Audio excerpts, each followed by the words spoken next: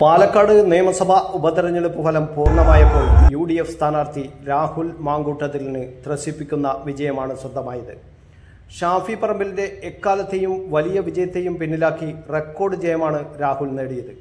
അന്തിമ ഫലം അനുസരിച്ച് നിലവിൽ 18,840 വോട്ടുകൾക്കാണ് രാഹുൽ വിജയിച്ചത്. 2016-ൽ 17,483 വോട്ടുകൾക്ക് ജയിച്ചതായിരുന്നു പാലക്കാട്ടെ ഷാഫിയുടെ ഏറ്റവും വലിയ വിജയം. 2021-ലെ ഷാഫിയുടെ ഭൂരിപക്ഷത്തിന്റെ 4 ഇരട്ടിയോളം ഭൂരിപക്ഷത്തിൽ രാഹുലിനെ വിജയിപ്പിക്കാനായത് UDFനും വലിയ നേട്ടമായി. അതേസമയം BJPക്കാണ് പാലക്കാട്ട് കനത്ത തിരിച്ചടിയേറ്റത്.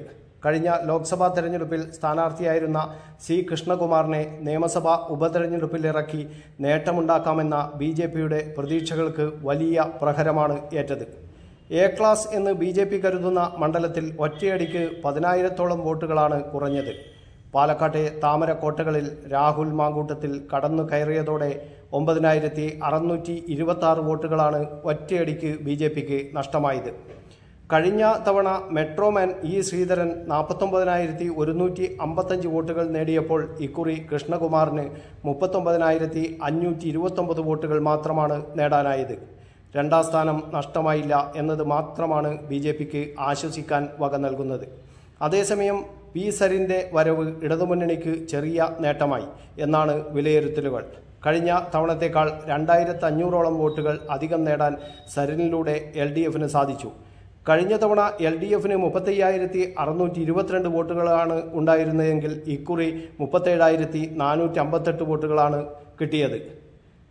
BJPയുമായുള്ള അന്തരം കേവലം 2,071 വോട്ടുകളിലേക്ക് എത്തിക്കാനും സരിനിലൂടെ LDFന് സാധിച്ചു. കഴിഞ്ഞ തവണ ഈ അന്തരം 13,533 വോട്ടുകളായിരുന്നു എന്നത് തിരിച്ചറിയുമ്പോഴാണ് സരിന്റെ വരവ് ഇടത് ക്യാമ്പിന് എത്രത്തോളം ഗുണമായെന്നത് വ്യക്തമാകുന്നത്.